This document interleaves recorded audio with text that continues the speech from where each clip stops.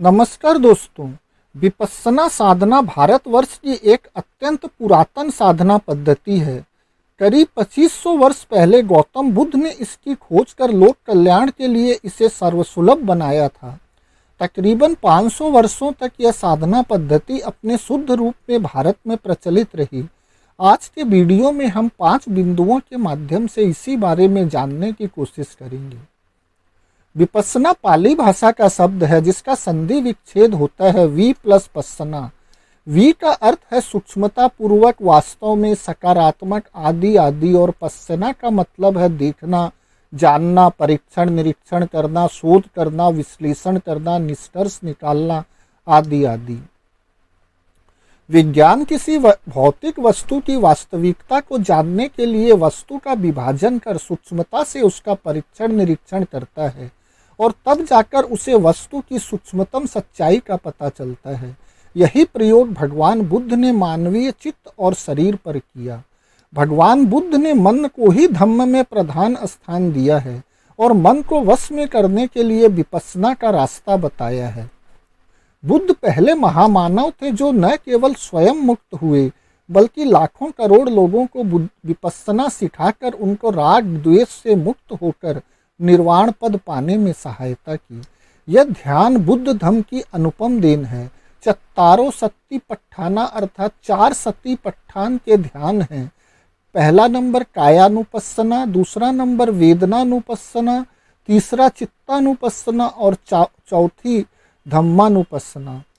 अपनी काया में क्षण प्रतिक्षण हो रहे बदलाव को दृष्टा भाव से देखना कायानुपस्सना कहलाता है।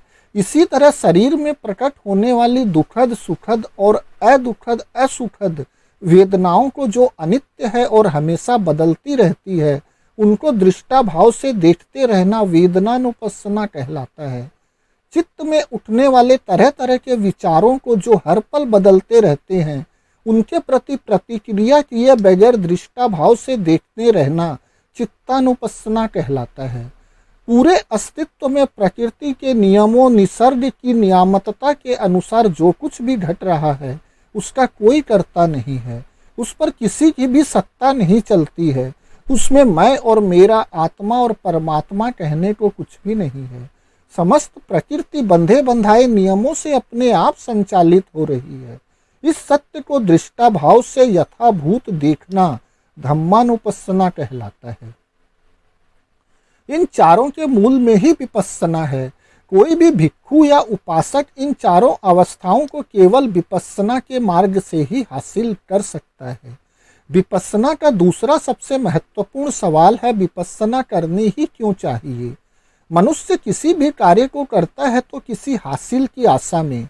हमें विपस्सना से क्या हासिल होगा कि हम इसे अपने जीवन में अपनाएं, जानने की कोशिश करते हैं।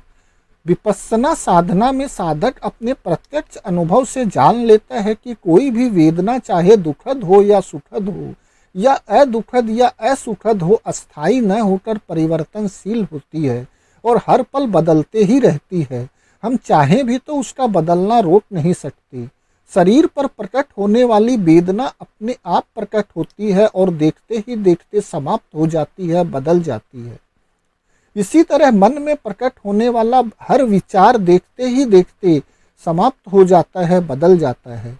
जब साधक अपने स्वयं के प्रत्यक्ष अनुभव से यह जान लेता है कि हर वेदना परिवर्तनशील है, नश्वर है, अनित्य स्वभाव वाली है, हर पल बदलते रहने वाली है, तो वेदनाओं के प्रति तटस्थ भाव बनने लगता है। वेदनाओं के प्रति जो राग द्वेष जगते रहता था वह कम होने लगता है और धीरे धीरे करके समाप्त होने लगता है। जो वेदना अज्ञान में मन को बांधे जा रही थी, वही वेदना ज्ञान के प्रकाश में मन को विमुक्त करने लगती है। शरीर का वास्तविक और हमेशा बदलते रहने वाला स्वरूप विपस्सना द्वारा ज्ञात होने लगता है। परिणाम स्वरूप मन में अपूर्व शांति का संचार होने लगता है, मन शांत होने लगता है।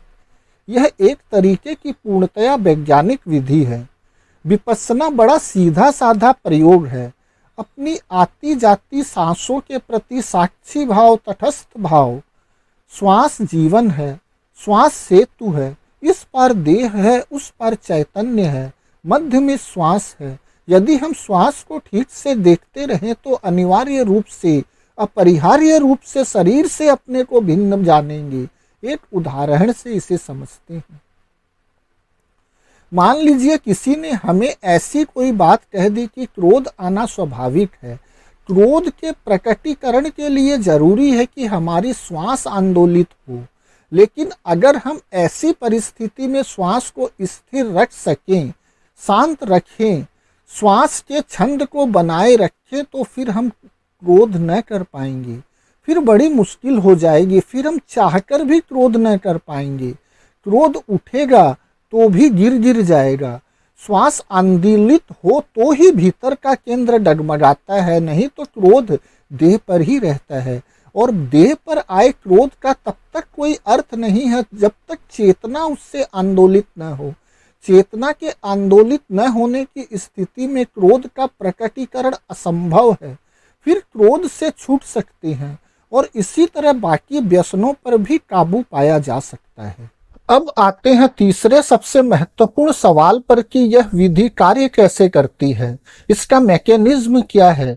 जिस तरह विज्ञान में हर छोटी से छोटी घटना होने के पीछे कोई न कोई कारण होता है, ठीक इसी प्रकार विपश्यना क्रिया कैसे परफॉर्म करती है, इसे भी समझने की कोशिश करते हैं।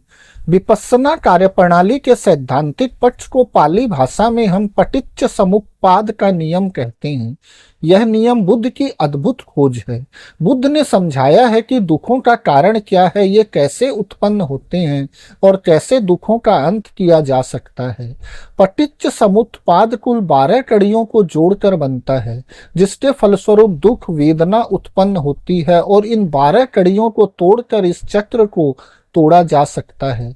ये 12 कड़ियां मिलकर एक चक्र बनाते हैं, जिसमें प्रत्येक भाग अपने पूर्ववर्ती भाग से प्रभावित होता है और बदले में अपने बाद वाले भाग को प्रभावित करता है। ये 12 कड़ियां ये रही। देखिए ये 12 कड़ियां कैसे परस्पर एक दूसरे से जुड़कर कार्य करती है, उन्हें प्रभावित करती है।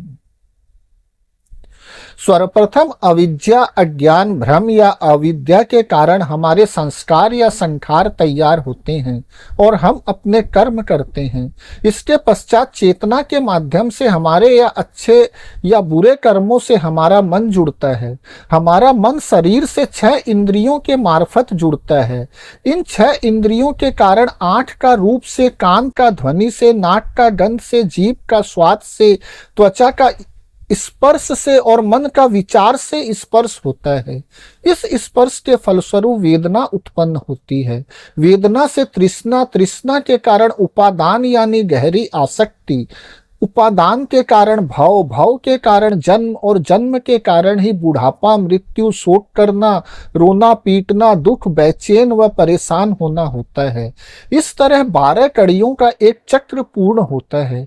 इसे ही दुख चक्र या भव चक्र कहते हैं। यही संसार चक्र है। इस चक्र में कहीं भी मैं, मेरा, आत्मा कहने को कुछ नहीं है, इसलिए इसे अनात्मवाद का सिद्धांत भी कहा जाता है। भगवान बुद्ध ने बताया कि भव चक्र को तोड़ने के लिए वेदना से शुरुआत करनी पड़ेगी, क्योंकि वेदना के कारण ही तृष्णा का जन्म होता है और तृष्णा के कारण उपादान अर्थात चिपकाव पैदा होता है। तृष्णा और उपादान के कारण भव उत्पन्न होता है और भव के कारण ही जन्म होता है। इस पूरे चक्र का कारण अज्ञान है। इसलिए भव चक्र से मुक्त होने के लिए अज्ञान का दूर होना आवश्यक है।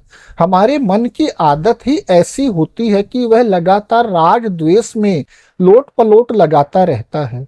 अगर संवेदना सुखद होती है तो उसे और अधिक मात्रा में चाहता है, और संवेदना अगर दुखद है तो उसको दूर करना चाहता है। लेकिन अगर संवेदनाओं को हम तटस्थ भाव से या भोक्ता भाव के बजाय दृष्टा भाव से देखें तो यह बात जल्दी ही समझ में आ जाती है कि संवेदना चाहे जैसी हो वो अनित्य ही होती है। हर संवेदना क्षणिक होती है और ज्यादा देर नहीं टिकती। ये संवेदनाएं क्षण प्रतिक्षण बदलती ही रहती है, और अगर हम इनके प्रति अनित्य स्वभाव को अपने स्वयं के प्रत्यक्ष अनुभव द्वारा पहचान ले तो हम इनके प्रति राग और द्वेष जगाना बंद कर देंगे और इन्हें भोक्ता भाव की जगह दृष्टा भाव से देखने लगेंगे। जैसे ही हम संवेदनाओं को दृष्टा भाव से देखने लगते हैं, इनके प्रति नया राग और द्वेष बनना बंद हो जाता है, और राग द्वेष के पुराने संखार जो कि अंतर्मन की गहराइयों में दबे पड़े होते हैं, वे मन की सतह पर आने लगते हैं।